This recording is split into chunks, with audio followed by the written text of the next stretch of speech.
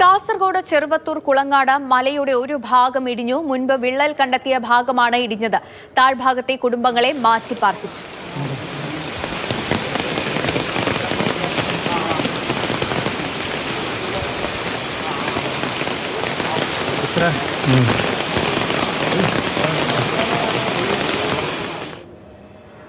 സാരംഗ് സുരേഷ് വിവരങ്ങളുമായി ചേർന്നു. സാരംഗ്, പ്രദേശത്ത് ഇപ്പോൾ ആശങ്കയുടെ സാഹചര്യമാണോ? നേരത്തെ വിള്ളൽ കണ്ട മലയുടെ ഭാഗമാണ് ഇടിഞ്ഞു വീണതെന്ന് പറയുന്നു. ഇതുമായി ബന്ധപ്പെട്ട് പ്രദേശവാസികൾ നൽകുന്ന വിശദാംശങ്ങൾ എന്താണ്?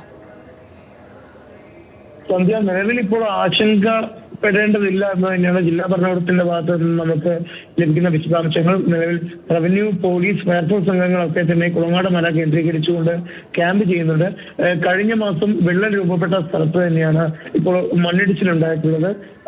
അതിന്റെ ഭാഗമായി മലയിൽ നിന്നും വെള്ളം താഴേക്ക് ഒഴുകുകയും മരങ്ങൾ മുറിഞ്ഞു വീണ് ചില വീടുകൾക്ക് ഭാഗികമായി ചെറിയ കേടുപാടുകൾ സംഭവിക്കുകയും ചെയ്തു. തൊട്ടടുത്തുള്ള നെല്ലിക്കാൽ അംബേദ്കർ ഉന്നതിയിലെ 15 കുടുംബങ്ങളെ പൂർണ്ണമായും ക്യാമ്പുകളിലേക്ക് മാറ്റി പാർപ്പിച്ചിട്ടുമുണ്ട്.